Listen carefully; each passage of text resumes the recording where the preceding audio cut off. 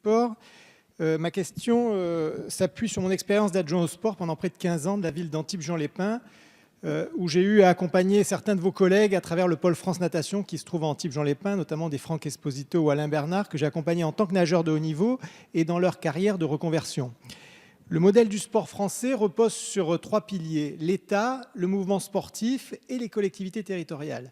Or, aujourd'hui, on s'aperçoit que l'état de nos finances publiques nous impose de nous rapprocher de la sphère privée et notamment du monde de l'entreprise. J'ai 2 questions. Une première, seriez-vous favorable à développer le mécénat sportif et à faire évoluer la loi Aillagon de 2003 qui encadre déjà le mécénat, mais à booster vraiment le mécénat sportif pour que le monde de l'entreprise puisse notamment aider beaucoup plus le sport amateur? Première question. Deuxième question qui est un petit peu technique aussi. Depuis 2002, il y a un décret qui s'appelle le 1% artistique. Seriez-vous favorable à créer un 1% sportif sur le même modèle et qui permettrait aux collectivités territoriales ou à l'État, lorsqu'elles créent un équipement public, d'affecter 1% du budget à du matériel sportif ou à des équipements sportifs de proximité? Merci. Merci Madame la Ministre, vous avez la parole.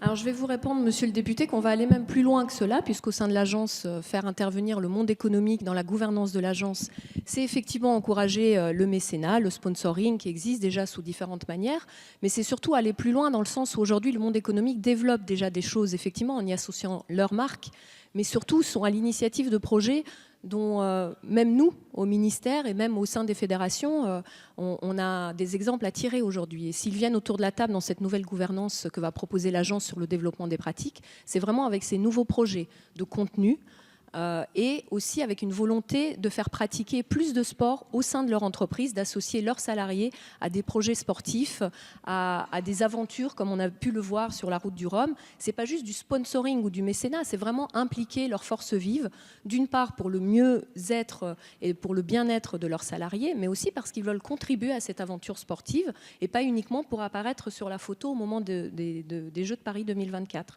C'est vraiment une volonté de leur part. Pendant la concertation qui a eu lieu, à laquelle je n'ai pas assisté puisque j'étais pas là, mais on m'en a fait part de vraiment leur volonté de s'investir à nos côtés pour que le sport se développe sur tous les territoires et pas seulement en vue des Jeux. Ils vont être vraiment partie prenante et c'est pour ça qu'on a eu l'idée et qu'on a mis en place cette nouvelle gouvernance du sport. Sur ce qui est du 1%, de l'investissement voilà, en parallèle avec ce qui se fait dans la culture. Je crois que ça faisait partie, c'est une proposition du rapport de Madame Perrine Goulet qui va être reprise et travaillée puisque nous avons effectivement, ça a suscité notre intérêt et on va y travailler à partir de maintenant.